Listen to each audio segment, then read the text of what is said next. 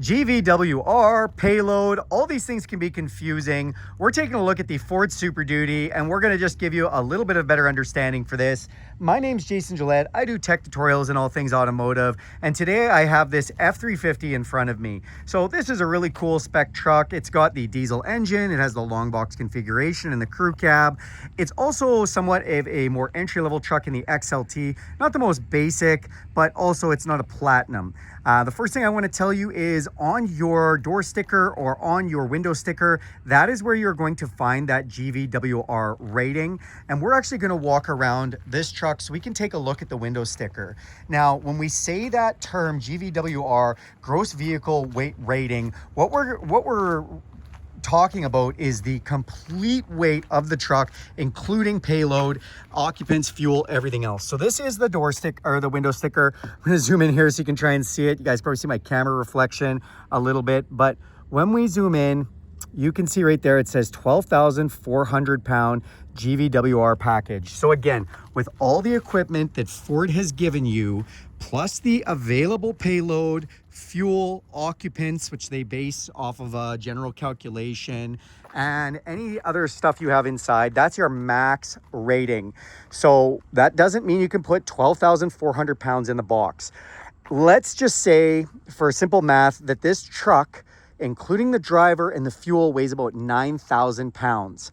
That means you have 3,400 pounds to put a payload over the vehicle. Okay, so if you want to put that on, now remember, there's things like in the box, if you have a hitch either in the back as a fifth wheel or on the back bumper, whatever that tongue weight is, not the weight of the whole trailer, the tongue weight, which is roughly 10% of the trailer. So if you had a trailer that weighed 15,000 pounds, that would be approximately 1,500 pounds of tongue weight. So you deduct that from your available payload. Remember, if this is a 12.4 truck, it weighs 9,000 pounds with the occupants and the fuel in it, we've got 3,400, we deduct 1,500 from that. Other things you need to deduct for is anything that weighs. If you're gonna put a cooler in there, if you carry a slip tank that weighs a certain amount, all of that eats up your payload. I mean, it's very, very light, but even simple as this accessory mud flap, which might weigh, I don't know, all for a pound maybe. I mean, that just takes 1 pound away. The other thing I wanna show you is when we open up this driver's door, there are 2 placement stickers inside and they tell you different information. This is your tire sticker. Why is that important? Because your tires have a weight rating. I'm going to zoom in here, you guys, and we're going to see.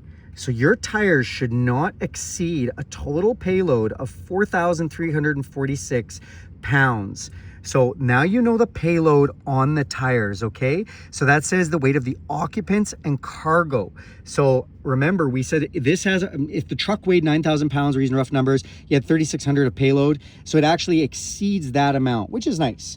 Then this second placement sticker, you guys. So on this one, this actually gives our total 12,400 pound capacity, and it shows you what the front and the rear payloads are. So essentially it's saying you can load this much on the front, this much on the rear, and the rear always has more. The front is already taking quite a bit of the weight from the engine and whatnot, and this is obviously going to be emptier. So you will put more of your payload around the back, and that's going to be the back cab, the box, all that kind of stuff. So hopefully you guys, that gives you a better idea, whether you're getting a 250, a 350, whatever it is, how those door stickers work, where they come up with that information.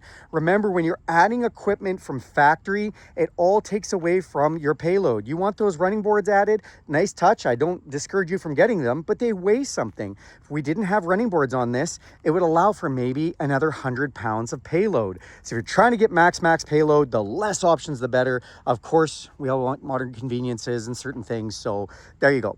All right, you guys, I hope you found this video helpful. If you liked it, give it a big thumbs up. If you want to do me a huge favor, click subscribe to this channel. It really helps me out. Also, if you want to see more content like this from me, hit that bell icon. You'll be notified every time I make a video. And guys, if you have questions about this video, if you want to see other content like this, throw that in the comments section. I reply to each and every one of you, and I really thank you for watching this video. Thanks, and have a great day.